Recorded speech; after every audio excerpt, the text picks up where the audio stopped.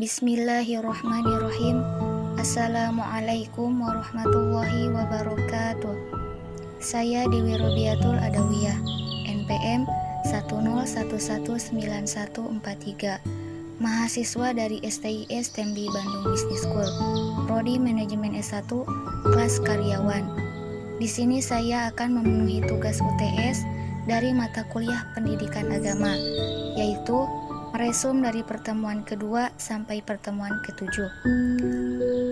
Langsung saja ke pertemuan kedua, yaitu membahas ahamiyatu ma'rifatullah, adalah penting mengenal Allah Subhanahu wa Ta'ala. Dengan mengenal Allah, manusia bisa mengenal hakikat dirinya dan tahu tujuan hidupnya di dunia ini. Orang-orang yang mengenal Allah sadar bahwa dunia bukan pelabuhan akhir mereka. Ma'rifatullah adalah ilmu paling mulia dan penting sebagai manusia untuk mengenal siapa Rabb-nya. Untuk mengenal Allah bisa dilakukan dengan berbagai cara, salah satunya dengan bertafakur, yang berarti memikirkan dan mempertimbangkan perkara. Banyak di dunia ini yang bisa kita tafakuri, salah satunya tumbuhan. Ketika kita melihat pohon, bunga, rumput, dan tumbuhan lainnya, mereka tumbuh dari tanah dengan sendirinya jika dilihat dengan mata saja. Tetapi jika kita mentafakurinya, mereka tumbuh atas dasar kehendak Allah, dari mulai berkecambahan, terbentuknya sel-sel lain, hingga tumbuhan itu muncul dari permukaan tanah. Itu semua merupakan skenario Allah. Begitu banyak tumbuhan yang menjadikan suatu keindahan yang bisa dinikmati. Tetapi melihat indahnya saja tanpa sadar bahwa ada yang menciptakannya, maka itu bukanlah tafakur. Untuk menjadikannya tafakur, maka kita harus sadar bahwa segala sesuatu yang ada di alam semesta ini merupakan ciptaan Allah yang patut disyukuri. Pertemuan ketiga yaitu membahas at-thoriq ila ma'rifatullah, jalan menuju Allah. Dalam menuju Allah ada beberapa metode. Metode yang pertama yaitu melalui ayat-ayat Allah, yaitu dengan ayat qauliyah dan ayat kauniyah. Ayat qauliyah merupakan perkataan langsung dari Allah melalui Al-Quran, sedangkan ayat kauniyah merupakan ayat-ayat Allah dalam bentuk segala ciptaannya. Metode yang kedua yaitu metode Islam, yaitu dengan dalil akli dan akal. Metode yang ketiga yaitu metode selain Islam, yaitu dengan dugaan dan hawa nafsu, dengan ragu-ragu, dan yang terakhir dengan berakibat kufur. Pertemuan keempat yaitu membahas al-manawi min ma'rifatullah, penghalang-penghalang mengenal Allah. Secara garis besar terdapat dua hal yang menghalangi manusia dalam mengenal Allah. Yang pertama, maradus syahwat, yang berkaitan dengan penyakit hati yang berupa nafsu dan kesenangan serta perilaku yang tidak terpuji. Yang kedua, maradus syubhat, yaitu berbagai hal yang menimbulkan keraguan, lebih banyak berkaitan dengan masalah akal dan logika. Adapun maradus syahwat terdiri dari 5 poin. Poin yang pertama yaitu al-fisku, kefasikan. Fasik adalah orang yang senantiasa melanggar perintah dan larangan Allah, bergelimang dengan kemaksiatan, serta senantiasa berbuat kerusakan di bumi.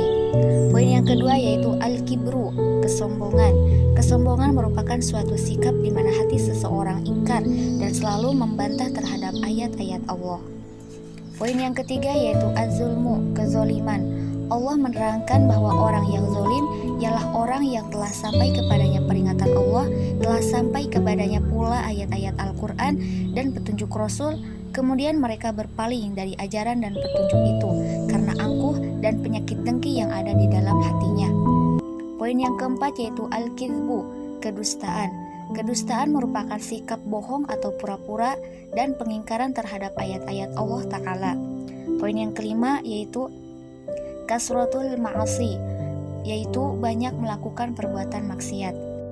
Berkata Hasan al-Basri, dosa yang menumpuk atas dosa yang lain sehingga hati menjadi mati. Orang yang banyak melakukan kemaksiatan pasti akan terhalang dari mengenal Allah Ta'ala. Na'udzubillahi min dzalik. Selanjutnya maradus syubhat. Ada 4 poin. Poin yang pertama yaitu al-jahlu, kejahilan atau kebodohan, yakni tidak mau memikirkan ayat-ayat Allah Ta'ala, baik ayat qauliyah yang tersurat dalam Al-Quran maupun ayat kauniyah yang tersirat di seluruh penjuru semesta. Poin yang kedua yaitu al-irtiyah, keragu-raguan.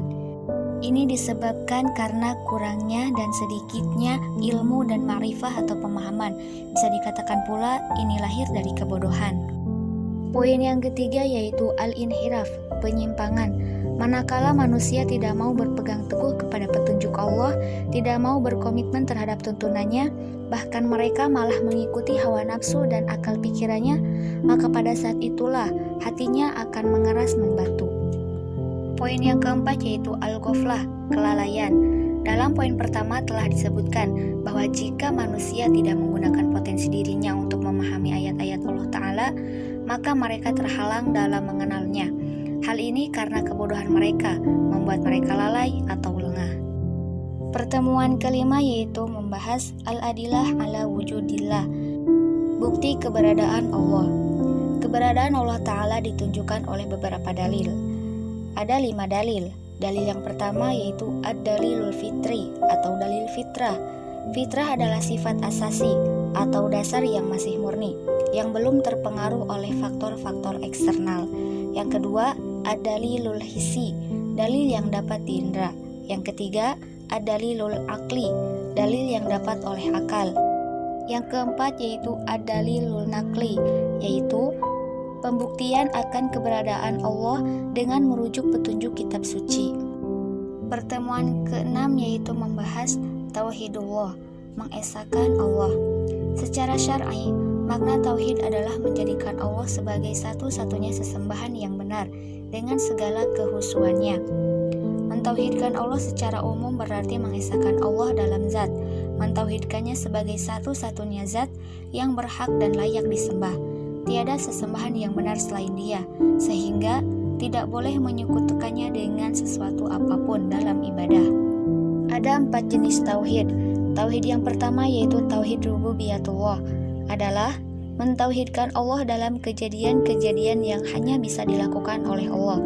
Yang kedua yaitu tauhid mulkiyatullah, adalah berkuasa penuh atas yang dimiliki. Yang ketiga yaitu tauhid goyatan, yang dituju. Yang keempat, tauhid ilahan ma'buza, Tuhan yang disembah.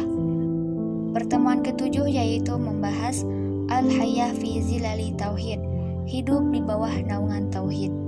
Hidup mulia hanya akan diraih apabila seseorang hanya berwala, yaitu loyal kepada satu Tuhan yang maha sempurna, yaitu Allah Subhanahu wa Ta'ala, dengan pemahaman akidah yang benar dan sesuai dengan yang dianjurkan oleh Rasulullah SAW, yaitu tentang zat, sifat, nama-nama dan sifat Allah, dan af'al, perbuatan.